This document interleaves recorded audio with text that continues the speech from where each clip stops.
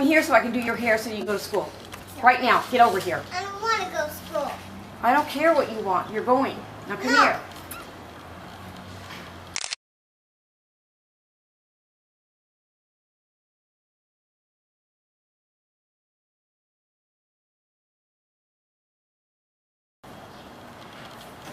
Jade, why don't you want to go to school? Because I don't like going to school. You can't go to Coy's big school if you don't go to this school. You want to ride the bus with Coy next school? No. Yes, you do. No. You're going to stay home all your life and be a dummy? Is that what you want? No. Well, you got to go to school, so let's do it. I don't want to go to school. Come here, let me comb your hair. So You don't want it. You don't want it. You don't want an education? No. What do you want to do?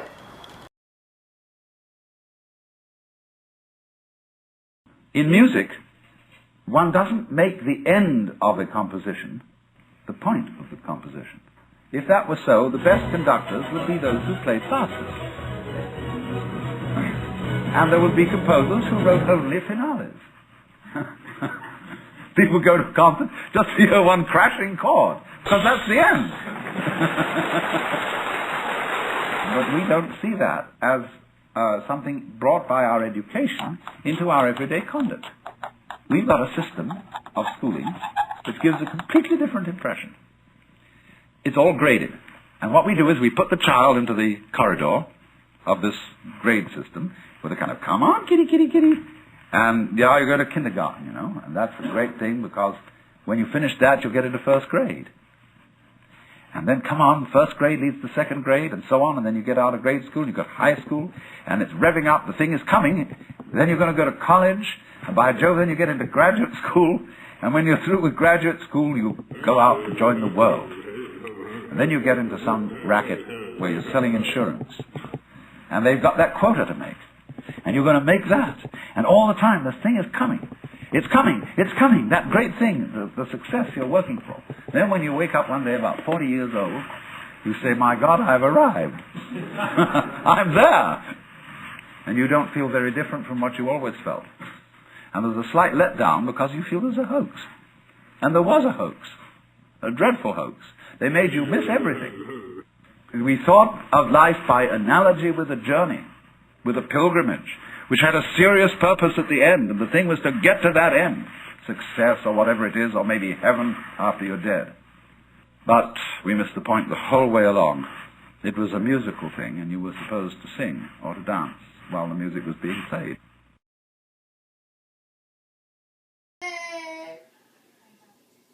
You have to go to school. I don't want to. I don't want to. And how are you supposed to learn? I don't want to. I don't want to do nothing. I don't want to do nothing at school. I just want to stay home. How are you going to learn? Hmm? I don't want to learn. You don't want to learn? No. I don't want to. So if you don't go to school, what are you going to do? Stay home. Get over here. It's time to go to school.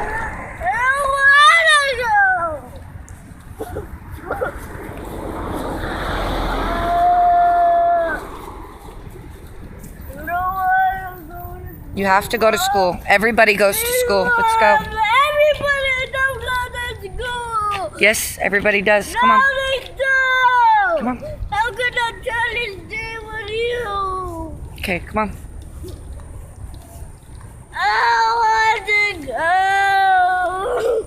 go. Stand up and let's go to school. You and every one of us has a serious problem.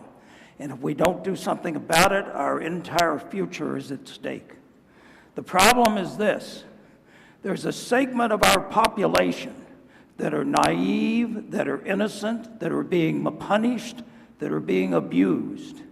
They're sent to what we call the mind prison. From the age of 6, they're consigned for 12 years to suffer in a mind prison.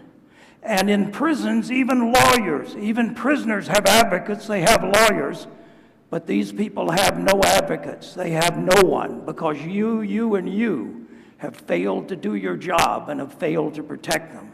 These are our children. These are our future. And they are being abused under horrible circumstances, and it's time we do something about it. The Mind Prison is a conspiracy between the government and parents to give up responsibility for training and educating the youth of our society. It started when the Industrial Revolution, when the idea is that we wanted compliant people that would work on an assembly line. That day is gone. We live in the age of information, the age in which critical thinking is absolutely imperative. And we tell our children even worse, the great lie. You remember the great lie? You've probably told your children the great lie. The great lie is that education will help you succeed in life and get ahead, when all you got to do is look around, and many of the most successful people have no education at all. They went out in the world and got a job and got ahead.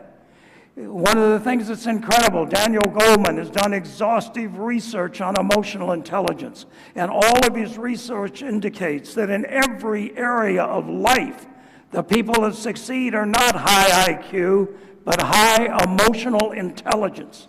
And there's no school in the world where people are taught emotional intelligence. What kind of a diseducational system is this, when the single most important factor to determine success in life is not even addressed in the diseducational system? The diseducational system is only focused on content, trying to cram more information, whereas the most important thing anyone can ever learn is how to learn. The diseducational system doesn't understand that learning only occurs when there's behavioral change. Learning what and learning that changes a life are two totally different things. And cramming more content into people's heads is a waste of time. We live in a world in which we're drowning in data. Data is increasing at an exponential rate, and most of it is absolutely worthless and irrelevant. That small percent that is relevant has to do with something that is about our outcomes. If it informs us about our outcomes, it's information. Organized information is knowledge. Knowledge plus experience equals understanding. Understanding plus more diverse experience equals wisdom. We don't need to cram data into people's heads. What this society desperately needs is wisdom, is wise choices. And we teach people to memorize, but we don't even teach them how to memorize. I mean, that's insane. But we grade them on their ability to regurgitate information on paper that's totally meaningless, that they're going to forget. What you memorize, you forget. So the whole system is based on this memorization, which is just total nonsense. And it doesn't transfer to the real world. It doesn't transfer to life. That's the greatest tragedy. The job of the school system should be to pass on the genius of past generations to future generations. Why is it in certain areas like the music and the arts, we may have to go back hundreds of years to find the people that we consider to be the masters in those areas? What happened to the school system? What happened to passing on and growing on the shoulders of our ancestors who were genius? It's not happening. And the student is made responsible for their own learning. We pile everything on their heads. More homework, more work, work hard, and then we lie that that will be the key to success when we all know it's not. It's torture. We take children at an early age, when all the research from Montessori to Piaget indicates that they should be out being healthy, active children and living. But what we got to do is we got to put them in the custodial institution. The parents can't wait to get them in school 2 years before they should be there. And we tell them to sit still and shut up. That's called punishment. And the school system shamelessly does it, and you and you and you and everybody out there is responsible for allowing this travesty to continue. Yes. No! Yes, we're going to school. No! Why? Because I hate it. Why do you hate it? Because it's really mean. Huh? Really mean. Who's mean? The teacher. Because I don't get to do anything that I want to do. What does she make you do? Work? And then I don't want to do. But you have to do work. It makes you smarter. No, I do not want to. But you have to. I'm not. But you are. I'm taking you there after here. No. Now, you can I don't want to go to school. you can put your clothes on, or I can take you up there in your skivvies. I'm not going to school. Yes, you are. No, I'm not. We shall see. I am not, Dad. I'm not going to school. I tried to look at where did the kind of learning we do in schools, where did it come from? And, you can look far back into the past, but if you look at present-day schooling the way it is, it's quite easy to figure out where it came from. It came from about 300 years ago. And it came from the last and the biggest of the empires on this planet. Imagine trying to run the show, trying to run the entire planet without computers, without telephones, with data handwritten on pieces of paper and traveling by ships. But the Victorians actually did it. What they did was amazing. They created a global computer made up of people. It's still with us today. It's called the bureaucratic administrative machine. In order to have that machine running, you need lots and lots of people. They made another machine to produce those people, the school. The schools would produce the people who would then become parts of the bureaucratic administrative machine. They must be identical to each other. They must know three things. They must have good handwriting, because the data is handwritten. They must be able to read, and they must be able to do multiplication, division, addition, and subtraction in their head. They must be so identical that you could pick one up from New Zealand and ship them to Canada, and he would be instantly functional. The Victorians were great engineers. They engineered a system that was so robust that is still with us today, continuously producing identical people for a machine that no longer exists. The empire's gone. So what are we doing with that design that produces these identical people? And what are we going to do next, if we ever are going to do anything else with it? So that's a pretty strong comment there. I said schools as we know them now, they're obsolete. I'm not saying they're broken. It's quite fashionable to say that the education system's broken. It's not broken. It's wonderfully constructed.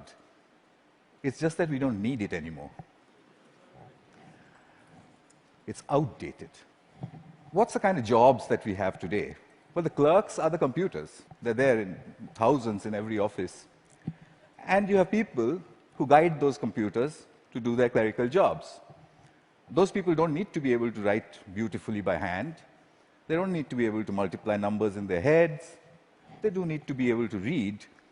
In fact, they need to be able to read discerningly. But that's today. But we don't even know what the jobs of the future are going to look like. We know that people will work from wherever they want, whenever they want, in whatever way they want.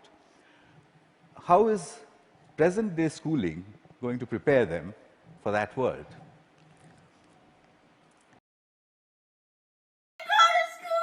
You can put your clothes on, or I can take you up there in your skivvies. I'm not going to school. Yes, you are. No, I'm not. We shall see.